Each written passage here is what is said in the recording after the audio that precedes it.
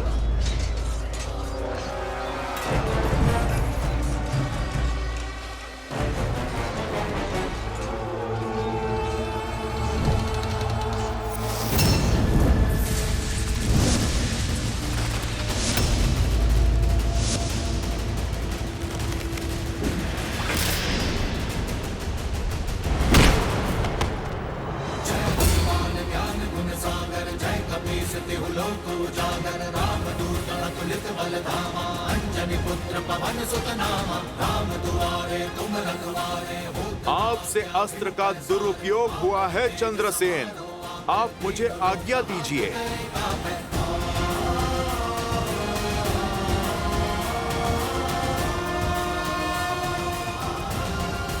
जय श्री राम।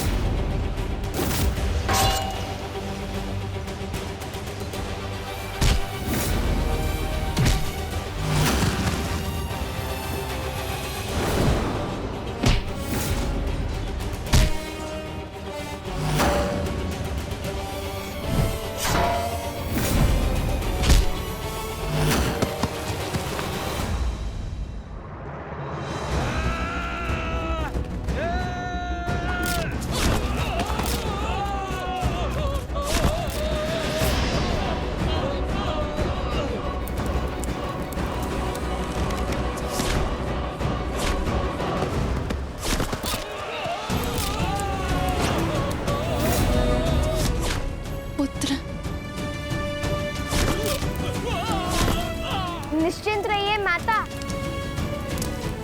आप जानना चाहती थी ना हमने उस ऋषभ को कैसे पकड़ा था। अब मैं बोलकर नहीं कर दिखाऊंगा।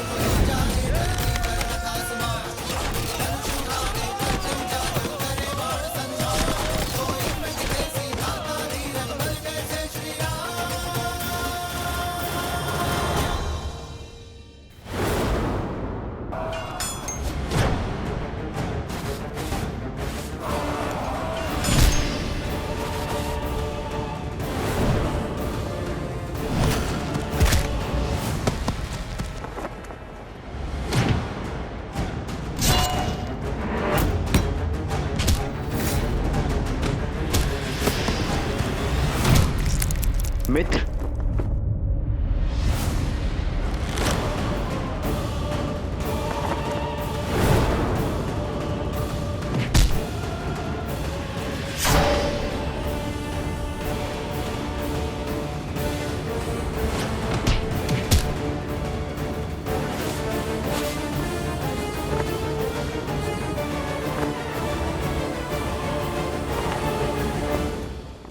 कुश, ऋषिवर की रक्षा करो, मैं सुरक्षित हूँ। किंतु माता, भैया का आज्ञा था कि। भैया की आज्ञा नहीं, अपनी माता के आदेश का पालन करो, ऋषिवर की रक्षा करो और अपने मित्रों को बचाओ। अपनों से पहले अपने लोगों की रक्षा करना तुम्हारा दायित्व है। जाओ।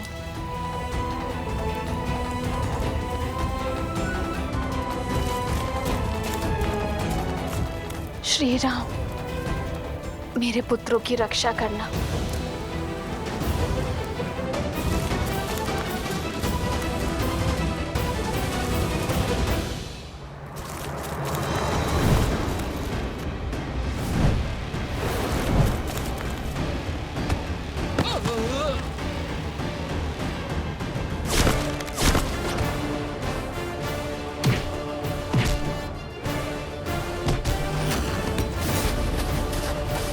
मुझ तक पहुंचना ही दुर्लभ है वानर। जय श्री राम।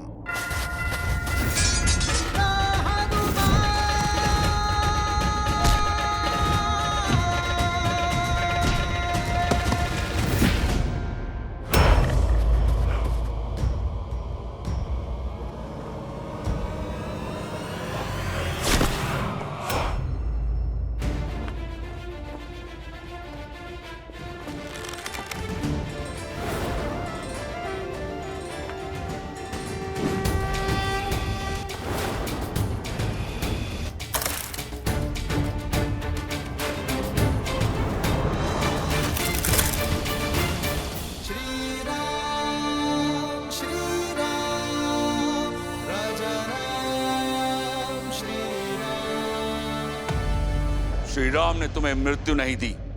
जानते हो क्यों? क्योंकि तुम्हारा अंत मेरे हाथों होगा।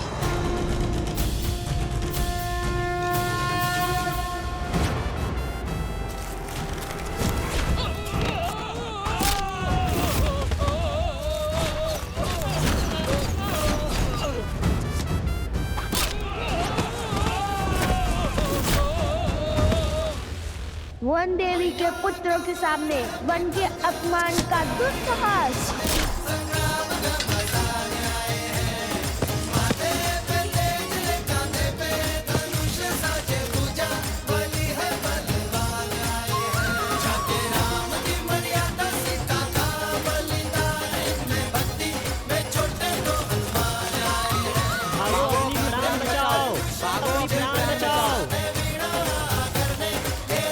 अरे भाग पा रहे हो, रुको।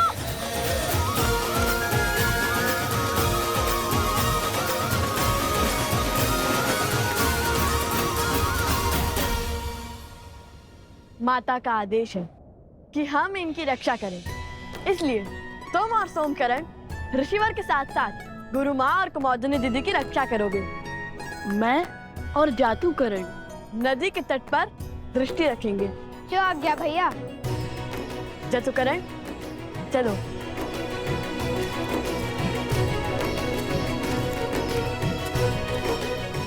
अगर शांडिल्य होता तो कितना अच्छा होता।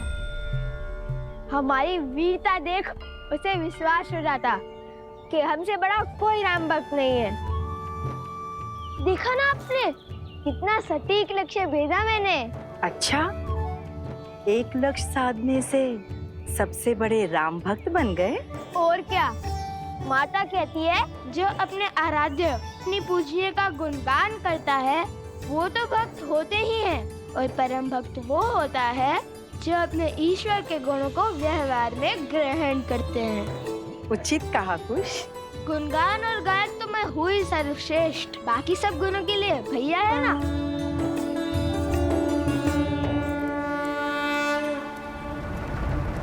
माता अभी भी तप कर रही है और जल अभी भी अशुद्ध है, अर्थात मकरासुर अभी भी भीतर है, ठीक मकर ध्वज की भांति।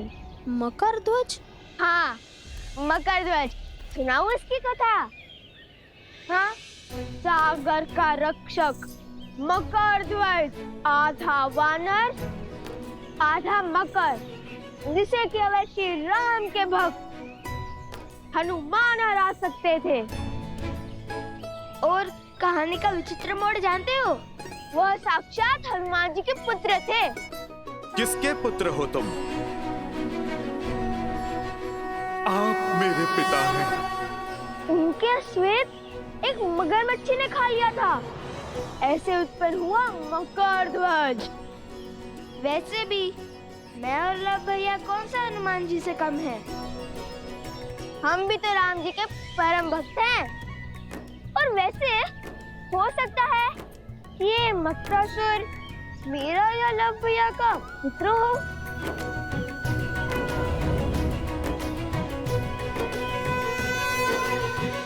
देखो ऋषिवर जाग गए। प्रणाम ऋषि असुरी, क्या आपकी तपस्या पूर्ण हो गई? अरे कहाँ जा रहे हैं? क्या आप मुझसे क्रोधित है? कुछ तो कहिए। कुश, ऋषिवर कह रहे हैं हम यहीं रुकें। वो दूर बैठकर अपना तप पूर्ण करना चाहते हैं। नहीं नहीं नहीं नहीं, हम भी उनके साथ वहाँ चलते हैं। संकेत की भाषा भली भांति समझता हूँ मैं, है ना सोमकरण? आप महर्षि हैं, सब जानते हैं, और मैं आपका रक्षक, इसलिए तो मुझे आपके साथ चलना ही होगा, है ना ऋषिवर?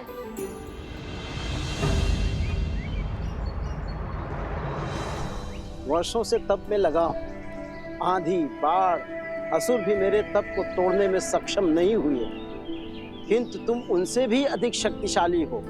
मेरे मौन को तोड़कर मुझे बोलने पर विवश कर दिया। कौन हो तुम बालक? पता चलेगा, किंतु मकरासुर से सामना करने के बाद।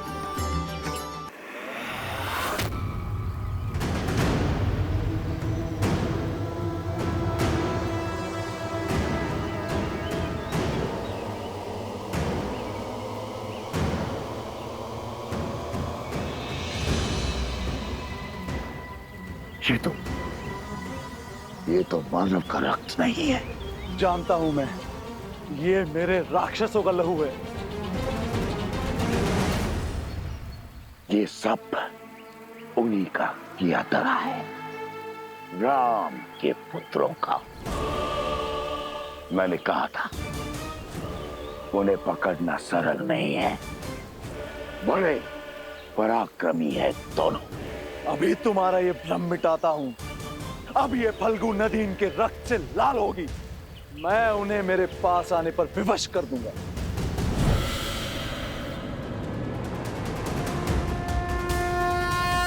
सिया राम।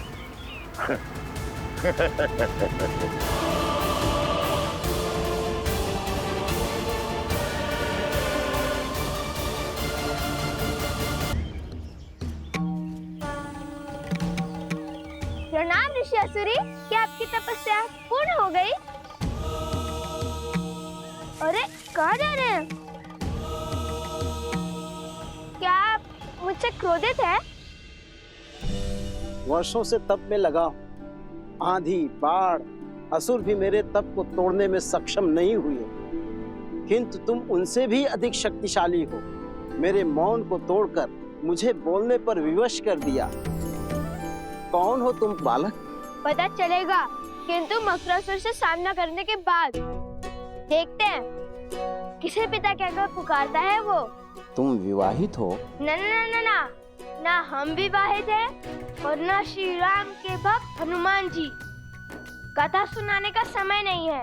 अयोध्या जाकर हनुमान जी को थोड़ा आराम देंगे।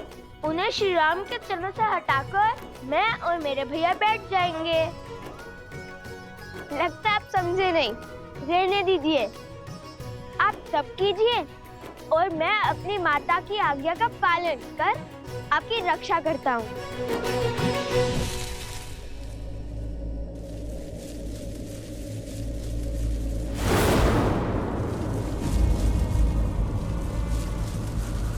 ये वृक्ष तो सूख रहा है। अर्थात मकरासुर निकट है। ये उसी का प्रकोप है।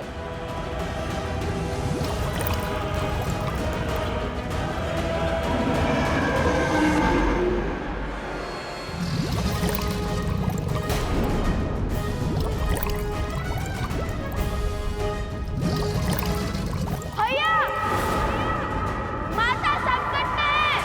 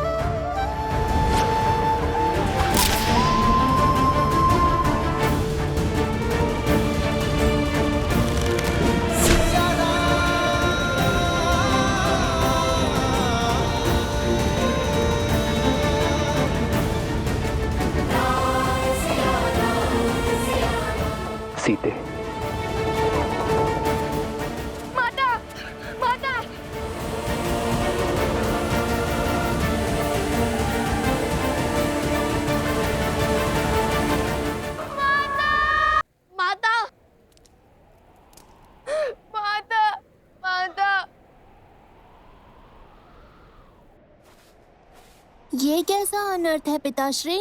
देवी सीता मन की शांति पाने निकली थी, वो किस घोर पाश में बंध गई?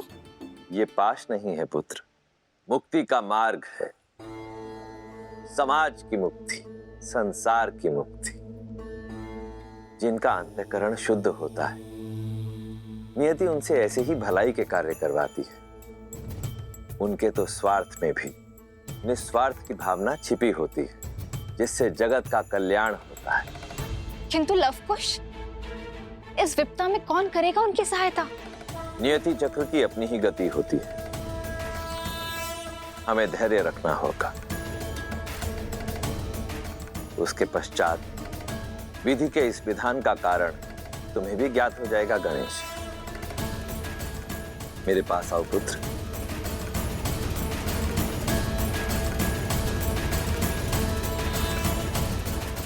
वन देवी, वन देवी, माता, वन देवी।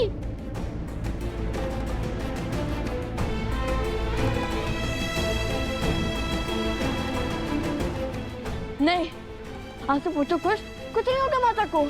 किंतु जल में तो माता देवी फाल्गु का जाप कर रही है, कुछ नहीं होगा उन्हें। और अब मैं उन्हें बचाने जाऊंगा। देखो, जल में कूदने से कोई लाभ नहीं होगा। जल में मकरासुर की शक्ति का सामना करना असंभव है। उस दुष्ट को हराना है तो उसे उसके साम्राज्य से, इस नदी से बाहर निकालना होगा।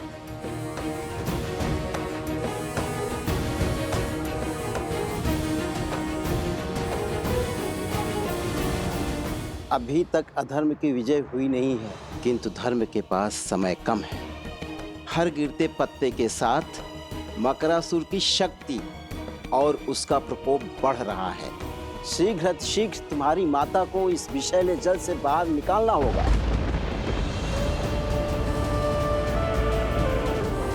सीते,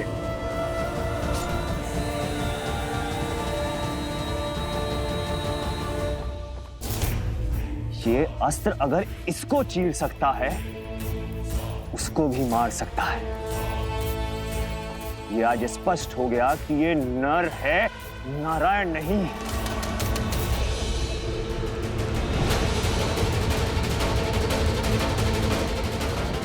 प्रभु,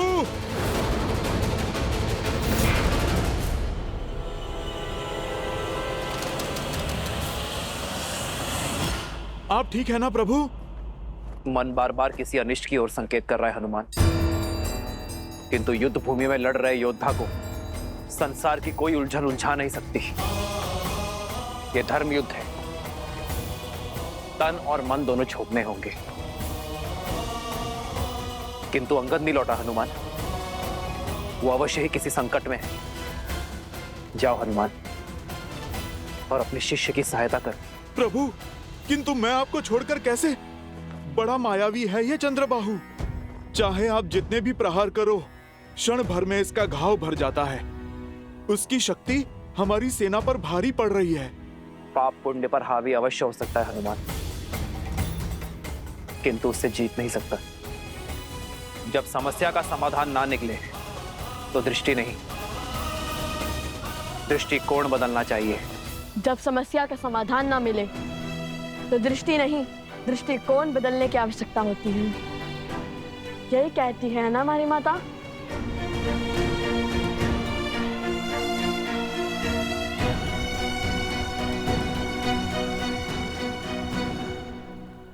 यदि वो जल के भीतर शक्तिशाली है और उसे बाहर लाना संभव है, तो फिर हम जल को उस तक पहुंचने से रोकेंगे, नदी का प्रवाह अवरुद्ध कर देंगे।